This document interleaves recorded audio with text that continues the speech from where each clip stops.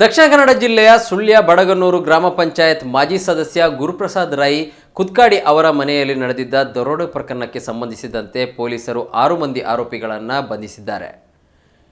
ಬಂಧಿತರನ್ನ ಸುಧೀರ್ ಪೆರುವಾಯಿ, ಕೇರಳದ ಕಾಸರಗೋಡು ಜಿಲ್ಲೆಯ ನಿವಾಸಿಗಳಾದ ಪಚ್ಚಂಬಳ ರವಿ, ಕಿರಣ್, ವಸಂತ, ಫಸಲ್, ನಿಜಾರ್ ಎಂದು ಗುರುತಿಸಲಾಗಿದೆ. ಬಂಧಿತರೆಲ್ಲರೂ ಕ್ರಿಮಿನಲ್ ಹಿನ್ನೆಲೆಯುಳ್ಳ ಆರೋಪಿಗಳಾಗಿದ್ದಾರೆ. 5 ದರೋಡೆಕೋರರ ತಂಡ ಸೆಪ್ಟೆಂಬರ್ 6ರಂದು ತಡರಾತ್ರಿ ಗುರುಪ್ರಸಾದ್ ರೈ ಅವರ ಮನೆಯ ಹಿಂಬಾಗಿಲು ಮುರಿದು ಒಳನುಗ್ಗಿ ದರೋಡೆ ಮಾಡಿತ್ತು. ಗುರುಪ್ರಸಾದ್ ರೈ ಮತ್ತು ಅವರ ತಾಯಿ ಕಸ್ತೂರಿ ರೈ ಅವರನ್ನು ಹಗ್ಗ ಮತ್ತು ಬಟ್ಟೆಯಿಂದ ಕಟ್ಟಿ ಬಾಯಿಯನ್ನು ಬಿಗಿದು ಕತ್ತಿನ ಭಾಗಕ್ಕೆ ಮಾರಕಾಸ್ತ್ರಗಳನ್ನು ಇಟ್ಟು ಬೆದರಿಸಿ 30,000 ರೂಪಾಯಿ ನಗದು ಮತ್ತು ಚಿನ್ನಾಭರಣವನ್ನು ದರೋಡೆ ಮಾಡಲಾಗಿತ್ತು. ಕಸ್ತೂರಿ ರೈ ಅವರನ್ನು ಬೆದರಿಸಿ ಅವರ ಕೈಯಿಂದಲೇ ಬೀಗದ ಕೀ ಪಡೆದು ಕಪಾಟಿನಲ್ಲಿದ್ದ ಚಿನ್ನಾಭರಣವನ್ನು ದೋಚಿ ತಂಡ ಪರಾರಿಯಾಗಿತ್ತು.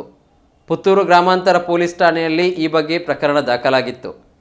ಘಟನಾ ಸ್ಥಳಕ್ಕೆ ಜಿಲ್ಲಾ ಪೊಲೀಸ್ ವರಿಷ್ಠಾಧಿಕಾರಿ ಭೇಟಿ ನೀಡಿ ಪ್ರಕರಣದ ತನಿಖೆಗಾಗಿ ವಿಶೇಷ ತಂಡ ರಚಿಸಿದ್ದರು. ಇದೀಗ 6 ಮಂದಿ ಆರೋಪಿಗಳ ಬಂಧನವಾಗಿದೆ.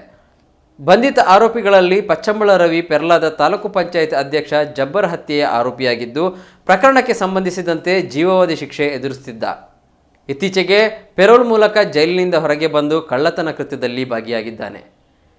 ಬಂಧಿತ ಆರೋಪಿಗಳಿಂದ ಕೃತ್ಯಕ್ಕೆ ಬಳಸಿದ ಕಾರು, ಚಿನ್ನ ವಶಕ್ಕೆ ಪಡೆಯಲಾಗಿದೆ.